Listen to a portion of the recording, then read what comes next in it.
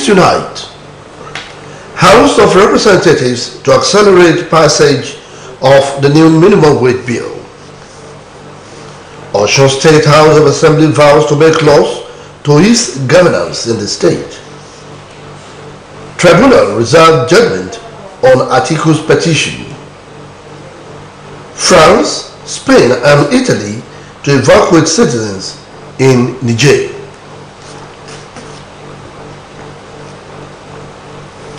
Good evening, welcome to the Major Report. Babatunde Bolatito is my name. Governor Ademola Adeleke has again advised cabinet members to work in unison towards the attainment of the 5-point development agenda of his administration. He dropped the hint while declaring open a 3-day strategic retreat program for new political office holders and key stakeholders. Governor's office correspondent Abdurrahim Adekilekun now completes the story.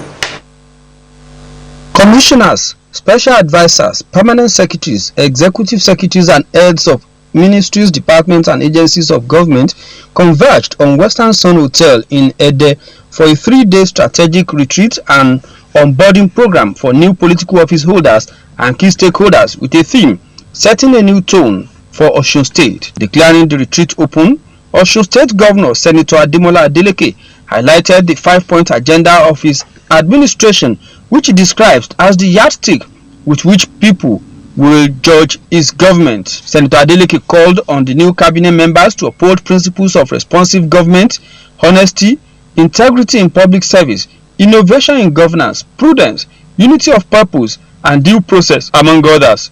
We must run a people-centric government, having at the back of your mind that the principal goal of government is the welfare of the people. So we must ensure reform in education, health, women and youth sector that positively impact on the people. As politicians, it makes sense for us to genuinely serve the people. He called on the participants to take the retreat seriously so that they will be prepared for governance and warned that failure by any appointee of government that falter on integrity, honesty, and due process as well as transparency will be dealt with in line with the state laws. Agricultural processing zones alongside our free trade zone. The target should be the development of value chain of agricultural products to access local international markets. This will energize and engage our women and youth and transform Osun State from its present civil service status. Earlier in his address, the head of service, Mr. Ayanleye Aina, said the workshop was put together to equip the political appointees with the necessary knowledge that will guide them in their official conduct. The head of service described the civil service as the branch of government that is responsible for the smooth running of government. We all come from various backgrounds, the SCs, the commissioners, the PS and so on. This understanding, we must all work together towards achieving common goals. In essence, we need to show leadership with discipline, objectivity, clarity of purpose, integrity, courage, meritocracy, adhering to external regulations and rules in service. Speaking with OSBC News, the convener of the onboarding program, Dr. Dare Victor, said the vision is not just to equip the participants with the rhetorics of the technical know-how required of them to govern the state, but also designed to bring them together for a healthy interpersonal relationship that will smoothen the business of governance in Osun State. It's a forum for an executive governor to share his passion, to share his vision, and to be able to connect to people. Most definitely, during the electioneering process, the governor don't get to see even people that are voting for him, and some of these foot soldiers. Some of these commissioners, he may not even know them one-on-one, you know, while election is going on. This is a very big state, but this, you can see what has happened today, beyond the academia and also all the presentation that's going to happen. the governor is able to bond with his people, bond with the permanent secretary, bond with the executive secretaries, bond with the commissioners, one-on-one bonding. You see what happened on the head table. It has been Abdurrahim Adekilekun reporting.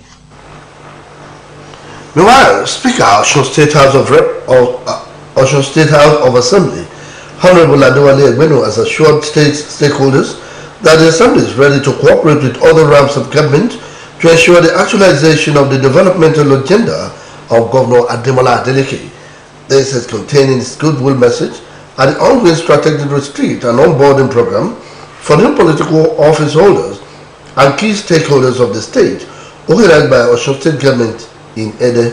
Honorable Egbenu emphasized that the 8th Assembly under his leadership is already laying a solid foundation for the actualization of the set agenda of the Adeleke-led government, noting that laws that will ease government and make state attractive to investors are already being worked on.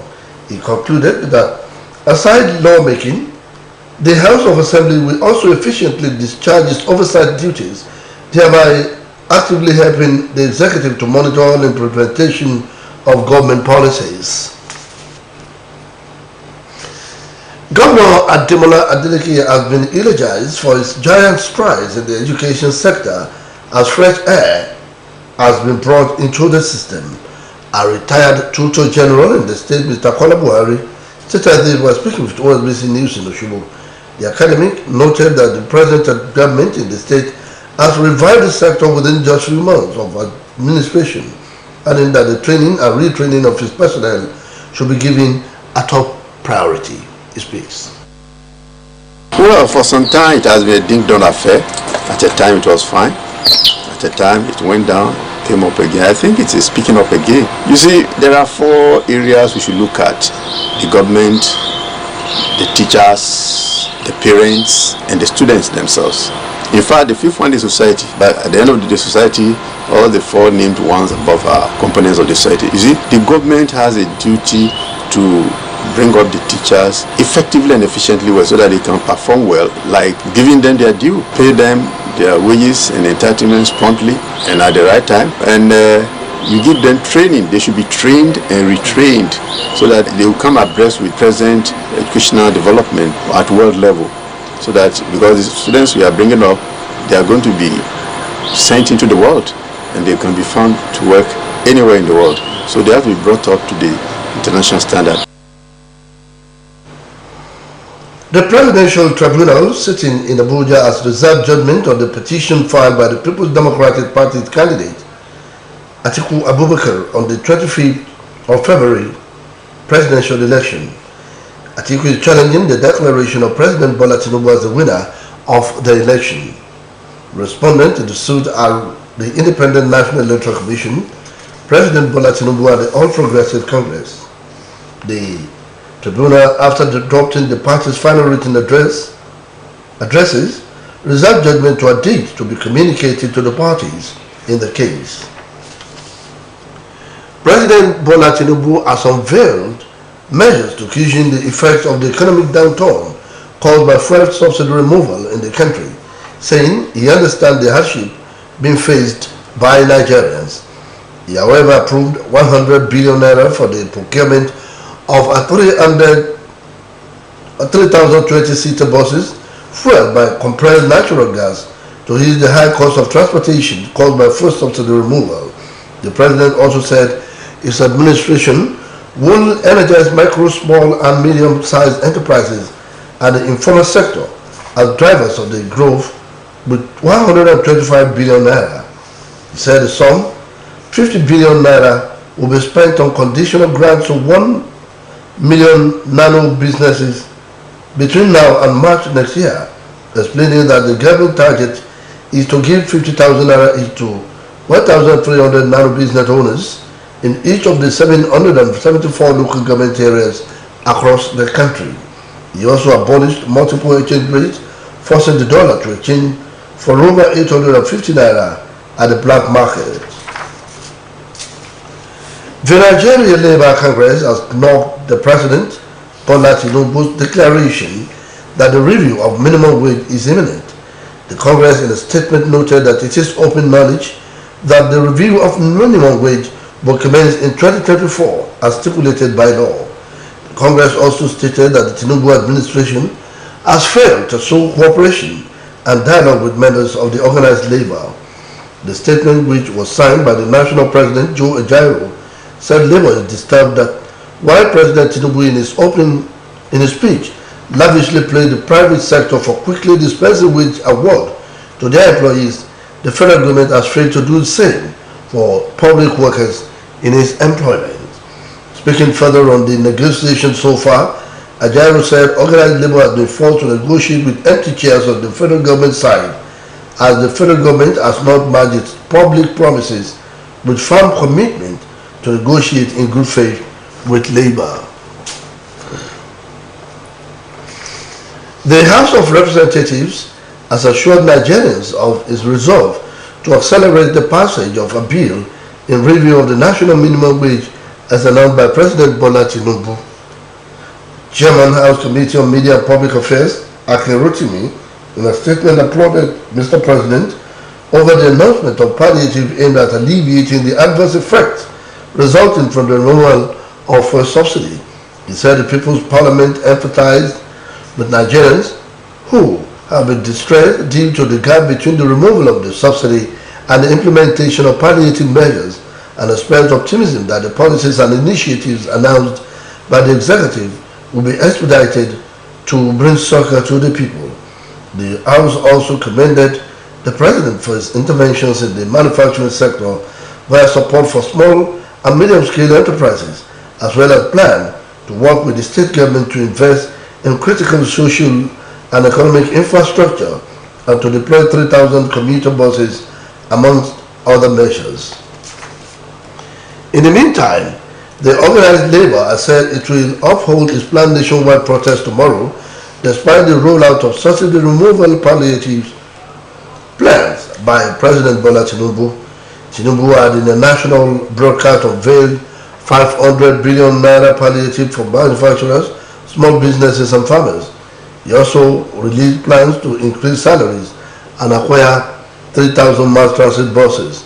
Notwithstanding the president's last minute move to avoid the protest, the Nigeria Labour Congress President Joe Ajaero said the rally will hold in line with his schedule. Ajaero spoke shortly after talks between the organized labor and the federal government became inconclusive. The Presidential Steering Committee on Palliative meeting between government and labor was held at Abuja. Ajaero had laid the fears that a peaceful protest could be taken over by hoodlums, saying that such had never happened in any of his workers' protests. He added that security agencies are responsible for safeguarding workers in such exercises. Ahead of the Nigerian Economic Summit, the Nigerian Economic Summit Group has emphasized the need for a new approach to addressing the various economic headwinds afflicting the nation. The Chief Executive Officer of the organization, Lawi Jayola, while speaking with journalists at the inauguration of the Joint Planning Committee for the next 29 in Abuja, said there is a need to confront the harsh realities that Nigeria currently faces. He noted that various projections which indicate a pessimistic economic outlook for Nigeria from this year to 2025 with expectation of moderate economic growth are insufficient to tackle issues effectively, such as unemployment, poverty, and other socio-economic challenges the country faces. An activist from Osun State, Comrade Wahid Lawal, has described the address by President Bola Tinubu as not only out of point but also a deviation from the yearnings of Nigerians. Comrade Lawal Utombo, for the planned protest of the labor force, described the president's speech as a forlorn hope. He speaks. The statement of Mr. President does not address the issue on ground. Mr. President came on board on May 29 and said since the budget of this year does not capture subsidy, so subsidy has gone. So by fiat, subsidy was removed. So Mr. President should provide the palliative to cushion the effect immediately, not a long-term solution. Mr. President is doing that. He's working for the international community, IMF, World Bank. That is not what we want. Nigerians elect him. He should work for the Nigerian people. Speaking on the possible hijack of the protests by unscrupulous elements, he said it is the responsibility of security agencies to guide the conduct of any proceedings. He also speaks. Boss has the right to embark on the strike or discontinue it. It is the duty of it is their fundamental right. But the protest, Nigerians will continue to protest until government listen to their voice. It is the duty of government to provide security for the lives and property of their citizens. So whenever people are moving, government should provide security for them. They don't tell me hoodlums who hijack. Who are the hoodlums? Ahead of the planned national protest by Nigeria Labour Congress, NLC, and the Trade Union Congress, the Inspector General of Police, Kayode Egbejuku, has ordered security beef up across the country to prevent hoodlums from hijacking the exercise. The IG warned criminal elements hoping to disrupt peaceful demonstration by Nigeria Labour unions to keep off or meet with the compulsory force. Egbejuku's warning is contained in a statement by the 4th Public Relations Officer, FPRO, ACP Olumuyiwa Adejobi, where he also ordered that peaceful protest is a constitutional right. He urged protesters to ensure that the planned demonstrations were conducted in a peaceful manner to prevent a recurrence of the ugly experiences of such protests in major cosmopolitan cities. IGP thereby ordered the commissioners of police in charge of various commands and supervisory assistant inspectors general of police to engage in fruitful discussion with the NLC and TUC leadership to foster understanding and reach common ground on the planned protest. The United Nations International Children's Emergency Fund says improved breastfeeding practices can save more than 100,000 children each year in Nigeria and $22 million in healthcare treatment costs related to adequate breastfeeding. UNICEF representative in Nigeria, Ms. Christian Munduate, stated this in a statement on the occasion of the World Breastfeeding Week in Abuja. The World Breastfeeding Week is celebrated every August 1 to August 7 across the world. The theme for the World Breastfeeding Week 2023 is Enable Breastfeeding Making a Difference for Working Parents, focuses on creating more awareness of breastfeeding support in workspaces. Munduate said it will also generate an additional $21 billion for the economy over the children's productive years in increasing cognitive capacity and preventing premature mortality in the early years. According to her, breast milk holds significant importance in the health and well-being of children, mothers, and the society at large. Drums are a significant part of African cultural life, majorly for communication purposes. However, learning about the instrument helps to gain an insight into the musical heritage and understanding of how they fit into today's musical landscape. Fausat Jima of our entertainment desk has the detail. The creation of the African instrument was naturally made from human initiative. This proves that music is an essential part of human's life. Drum is a significant part of African cultural lives and has been inherited from one generation to the next since centuries ago until the present era. Most of the professional historians says that the African drum is one of the oldest musical instruments in the world. Some historians explain that the ancient Africans created drums mainly for communication purposes. During that time, Africans have already formed a society or community's life due to the fact that they have lived in a remote places, caves and mountainous areas. It was very hard for the African people to communicate with each other in the case of an emergency. In this case, the African drum was the best way to give signals information. Furthermore, feelings brought them to realize that the drums could be a tool to communicate with higher beings, which are also called gods.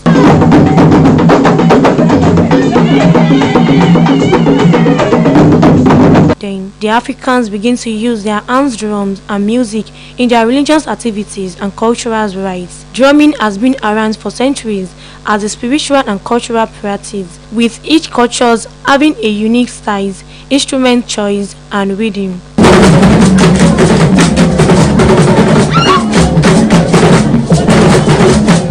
There are different types of drums worldwide, from djembe in African to bongos in Latin American or tablas in Indian, while others include bow drum, undu drum, bata, ayon, log drum, gong, shekere, agogo. Learning about these instruments helps to gain an insight into their musical heritage and understand how they fit into today's musical landscape. In addition, African drums are popular choice for many music lovers. The beat makes them want to move, groove, and dance because the drums are known for their unique sounds and ability to produce a wide range of tones, a deep tones, low sound, or a high-pitched and sharp sound. They are also very versatile, able to be used for both rhythm and melody. Falsa Jimon, OSBC News. Now welcome to our sports segment.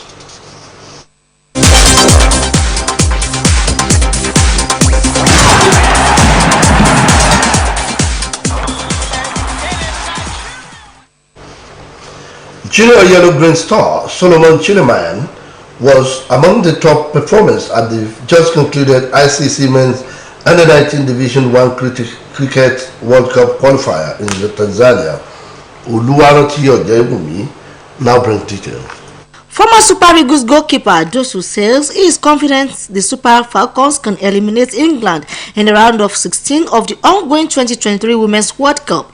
Recall that Nigeria finished runners-up in Group B with 5 points after a goalless draw with Ireland. A day after that, the Lioness strong China 1-0 to confirm the match-up with coach Randy Wardrum's girls. Reacting to the Titanic clash, the Atlanta Olympic gold medalist said that the Super Falcons will pull one of the greatest upsets of the competitions against England. Also, Justin Okocha, son of popular Nigerian comedian Basket Mouth, has joined the Liverpool Football Academy in England, sharing a video of his son's arrival at the academy. Basket Mouth says his son will make him proud. Jason is the only son of Basket Mouth by his former spouse, Elsie Uzoma. The couple who separated in 2022 have 3 children together. Meanwhile, Arsenal are reportedly considering a strategic move to acquire Nigerian striker Victor Osimhen during the summer of 2024. During the current transfer window, Arsenal made headlines by securing the services of Declan Rice from West Ham United for a whopping money of £105 million. Despite not being traditional big spenders among the Premier League's elite clubs, Arsenal appear ready to invest substantially in their squad's future.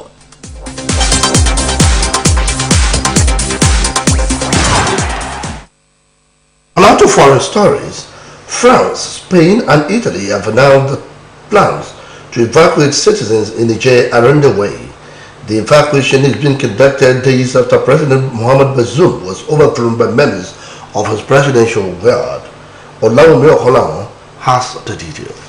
French Foreign Minister Catherine Colonna said the first evacuation plane was airborne but did not specify if the flight departed for or from Niger. This is coming at a time when pro-military supporters rallied outside the French embassy in the Nigerian capital Niamey to demonstrate against the country's post-colonial influence.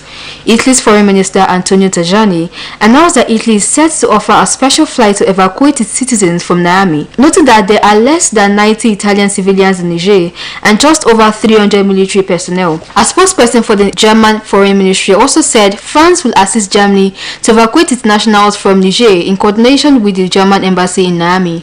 The dramatic ouster of President Mohamed Bazoum provoked split reaction from countries in the Sahel region, where the threat of militant extremism in recent years has destabilized local government and led to volatility. In the new development, at least 20 people have been killed and 19 missing today after heavy rainfalls lashed Beijing and surrounded provinces in downpours that have submerged roads and deluged neighborhoods with mud.